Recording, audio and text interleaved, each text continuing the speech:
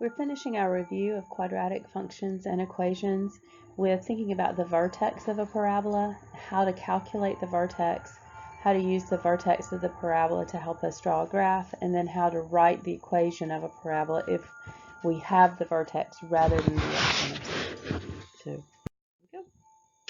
So standard form of a quadratic equation we've talked about already, but so this is just a reminder that standard form looks like y equals ax squared plus bx plus c, where a, b, and c are constants. A and b are the coefficients. So a is always the coefficient of x squared, regardless of where it occurs in the equation.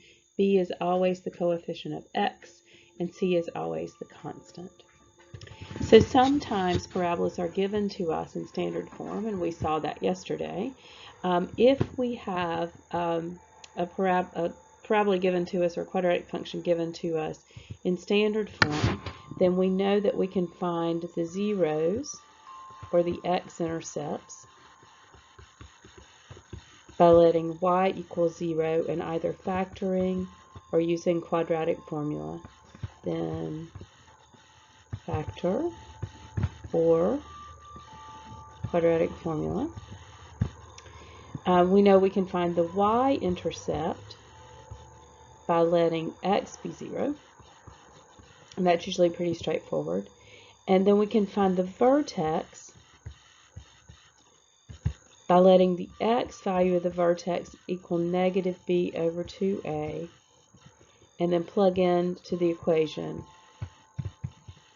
to solve for y.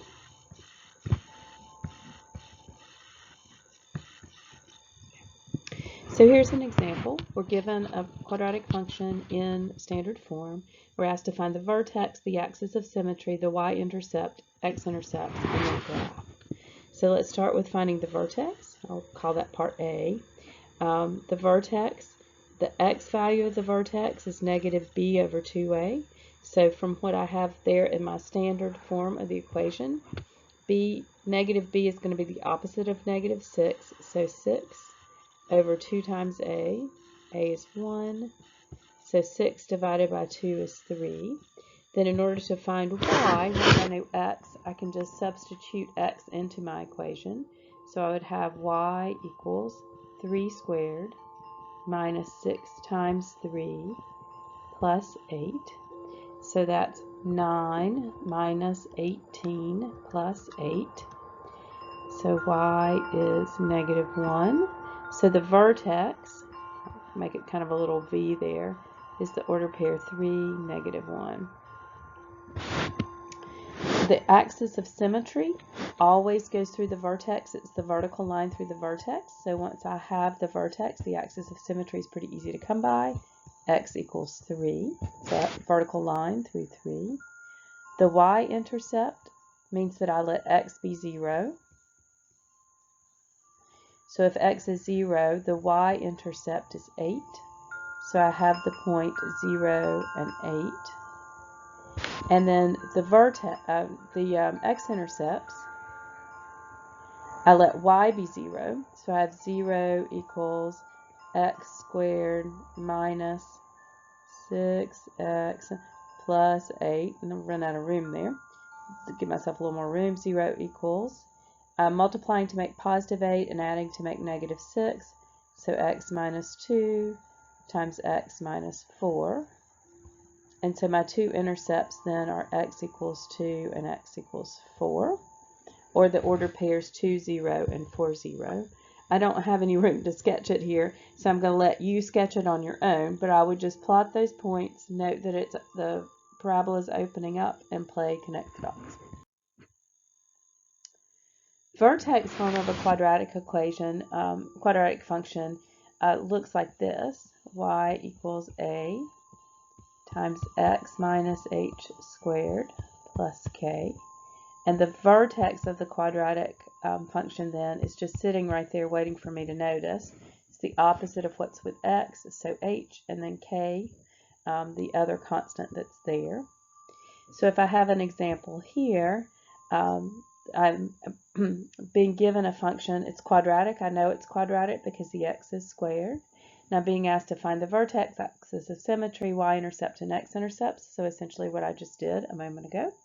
So to find the vertex, I'm going to, since it's in vertex form already with the parentheses and the square, the vertex is very easy. It's just sitting there waiting for me to notice. It's the opposite of what's with x, -3. And then the other number that's there, and 4. I don't have to do any work at all. For part B, the axis of symmetry, I remember that it's just the vertical line, x equals -3, that goes through the vertex. So I have that. To find the y-intercept, I let x be 0, so I would have y equals -0 plus 3, so 3 squared plus 4. Just a reminder that you do the power first, so square 3 is 9. Then pick up the negative, so that makes -9 plus 4 is -5. So I would have the point 0, -5 is my y-intercept. And then to find the x-intercepts, I need to let y be 0, so 0 equals -x plus 3 squared plus 4. Then since this is in vertex form, there's a shorter way to solve it rather than having to factor all the way out. I can use a method called square roots. So if I start from vertex form, I'm just going to start isolating x. So I'm going to subtract 4 first. So that means I would have -4 equals -x plus 3 quantity squared. Then I'm going to divide by -1. So 4 equals x plus 3 squared. Then I can square root both sides to get rid of the square. So I remember when I introduce square root into the problem, I'm going to plus or minus 2 equals x plus 3. So x equals -3 plus or minus 2. So -3 plus 2 would give me x is -1. And -3 minus 2 would give me x is -5. Almost out of room there. And then I would plot those points. Again, I didn't leave myself any room to graph here, so I'm not going to plot them. But I would plot the vertex at -3, 4, the y-intercept at 0, -5, the x-intercepts at -5, 0, and -1, 0. Okay, another different type of example, finding a formula given the vertex and another point. So this will seem very similar to what we did yesterday in yesterday's notes when we had the zeros. The difference is that we have the vertex. So rather than starting from factored form, I'm going to start from vertex form. So if I have the vertex, I'm going to start from the form above. So I'm going to start from y equals a times x minus h squared plus k. So I'm going to plug in my vertex. Y equals a times x plus 3 minus -3 squared plus k, my vertex. Then I need to find this coefficient out here, a. I'm going to do that the same way as I did in the previous notes. The y-intercept is 5. That means I know that the graph passes through the point 0, 5. So I'm going to substitute in 5 for y, 0 for x, and solve for a. So let's see, I can subtract 2, so I have 3 equals a times 0 plus 3 is 3 squared is 9. So a is 1/3. And then I could write my final equation. Again, I don't have much space here. Let me see if I can erase some of the previous work. Erase, erase, that, erase that. So let's see if I can get it right here. Y equals a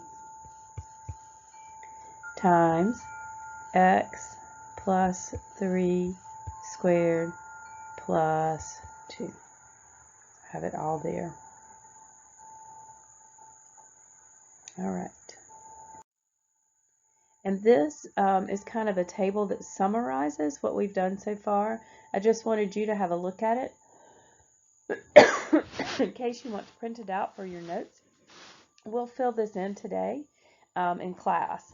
And so we're not doing quite all of the notes, but it might be good before you come to class if you review the notes and fill in the parts that you can, and then we'll finish it up in class today.